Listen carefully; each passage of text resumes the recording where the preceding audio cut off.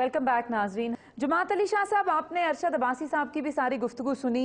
वो फरमा रहे हैं कि आपको इन्वायरमेंटल, वही जो आपने अर्ज किया कि इन्वायरमेंटल असेसमेंट की भी ज़रूरत है, न्यूट्रल एम्पायर्स की भी ज़रूरत है, लाइव मॉनिटरिंग की भी ज़रूरत है। ये बताइएगा कि बगलियार के ऊपर जब पाकिस्तान ने ये फैसला किया कि पाकिस्तान जो है एक आर्बिट्रेशन के उसके अंदर जाएगा, इंडिया के अंदर ये ऑफ्ट कोटेड ये बात है, उनके मेंबर्स ऑफ पार्लियामेंट और वो लोग जो गवर्नमेंट का हिस्सा रह चुके हैं वो ये कहते हैं कि प्राइम मिनिस्टर मनमोहन सिंह ने ये कहा था उस वक्त के प्रेसिडेंट को कि अगर आप आर्बिट्रेशन में ना जाएं तो पाकिस्तान और इंडिया आपस में मिलकर एक बेहतर डील अग्री कर सकते हैं। लेकिन प्रेसिडेंट मुशर्रफ ने ये जवाब दिया कि आप कुछ भी दे देंगे हमें तो वो हमेशा ये समझा जाएगा कि इंडिया ने हमारे साथ कोई फिर भी ठीक नहीं किया, तो we'll have to go to international arbitration. क्या ये दुरुस्त है? ये बिल्कुल दुरुस्त बात नहीं है, क्योंकि इस तमाम जो इसकी प्रोसीडिंग थी बगलियार की, उसमें उस वक्त मैं मौजूद था जी। और ये ज़रूर कमिश्नर लेवल पर यह बात हुई थी जी कि हम वुलर बराज, बगलियार और किशन गंगा को एक पैकेज बना लेते हैं जी। और ये बात फिर दोनों कमिश्नरों ने अपने रेस्पेक्टिव सेक्रेटरीज को पहुंचाई थी जी। और उन्होंने सेक्रेटरीज ने एक अनऑफिशियल मीटिंग पीस पर की थी, लेकिन इसमें बातचीत जो है वो आगे नहीं बढ़ सकती। लेकिन अदरवाइज टॉप लेवल पर या प्रेसिडेंट या प्राइम मिनिस्टर लेवल पर इंडिया की तरफ से ऐसी कोई ऑफर नहीं थी, बल्कि जब भी बात हुई है तो इंडिया के जो टॉप जो पंडित्स हैं उन्होंने यही कहा था कि हम सिंध ताश मायदा के तहत जो है वो चलेंगे। सिंध ताश मायदा मौजूद है, लिहाजा दोनों कमिश्नर को जो है वो इम्प्लीमेंट करना चाहिए।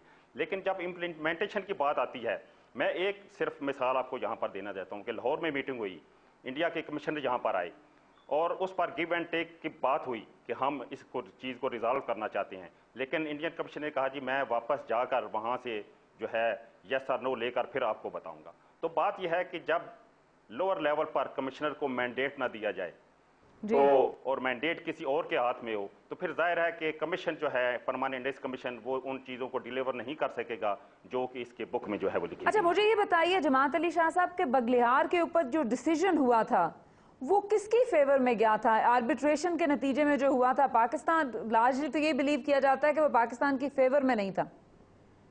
नहीं, इसमें देखिए जी ऐसी बात नहीं, ये कि किसी की फेवर थी या डिसफेवर थी। क्या डिसीजन था, अगर आप हमें रिकैप्सुलेट कर दें इसको? मैं बड़ी सिंपल लैंग्वेज में बताता हूँ कि इसमें 4 इशू थे। एक डैम की हाइट का था जी, एक स्पिलवे गेट्स का था, एक जो पावर हाउस की तरफ टनल जाती है उसकी इनटेक का था, एक स्टोरेज का था जी। अब 3 एलिमेंट्स का फैसला जो है वो पाकिस्तान के हक में आया कि गेट जो डैम की हाइट जो है 1.5 मीटर कम की गई जी। पावर इनटेक को हमने कहा ऊपर बढ़ाएं, वो 3 मीटर ऊपर बढ़ गई और स्टोरेज जो है वो कॉन्सिक्वेंटली जो है वो टॉप लेवल पर कम हुई, तकरीबन 5 मिलियन क्यूबिक मीटर जो है वो कम हुई। लेकिन अब गेटेड स्पिलवे जो है, अब गेटेड स्पिलवे इंडिया का ये कहना था और जो न्यूट्रल एक्सपर्ट थे उनका कहना था कि अगर गेटेड स्पिलवे नहीं होगा तो इसमें से रेत नहीं निकलेगी, जो कि रेत इसमें जमा हो जाती है और जब रेत नहीं निकलेगी तो प्रोजेक्ट तो डेड हो जाएगा। ये उनकी जगह अपनी बात ये दुरुस्त थी, लेकिन बात हमारा कंटेंशन क्या था सबसे बड़ा जी इन 3 मसाइल के अलावा? हमारा कंटेंशन था ये या तो गेट्स ना हो, अगर हो तो हाईएस्ट लेवल पर हो। लेकिन न्यूट्रल एक्सपर्ट ने हमारी बात ना मानी, उसने कहा इंडिया ने जो गेट रखे हैं वो इंजीनियरिंग पॉइंट ऑफ व्यू से वो दुरुस्त जगह पर हैं, तो ये पॉइंट हमारा जो है हमारी डिसफेवर में आया और ये मैं समझता हूँ कि एक मेजर पॉइंट था।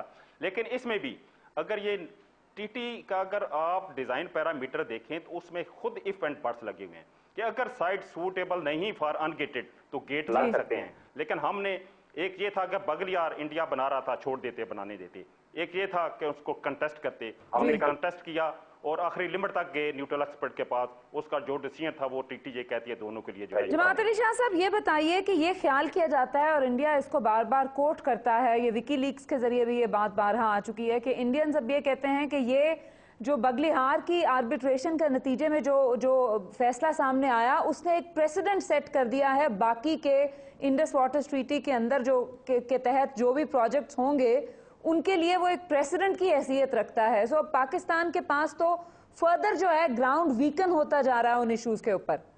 मैं समझता हूं ऐसी बात नहीं, टीटी ये एक्सप्रेसली कहती है कि जो इश्यूज न्यूट्रल एक्सपर्ट डिसाइड होगा वो स्पेसिफिक होंगे और सिर्फ प्रोजेक्ट के लिए होंगे।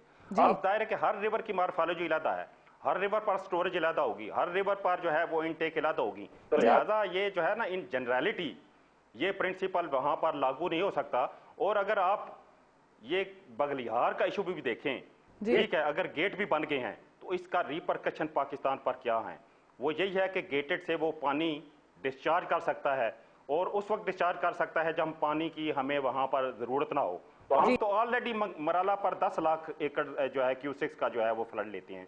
तो फ्लड की जो है वो बात नहीं, बात यह है कि स्टॉपेज की, कि इंडिया जो है इसको एम्प्टी करके स्टॉप करेगा तो हमें नुकसान होगा। लेकिन अगर इंडिया एम्प्टी करता है तो पानी हमारे पास आएगा। लेकिन अनफॉर्चुनेटली हमारे पास रिवर चनाब पर कोई ऐसी साइट नहीं कि जब एम्प्टी करे तो हम उसको स्टोरेज जो है कर लें। हम उसको वो क्या स्टोरेज हो सकता है जमात अली शाह साहब?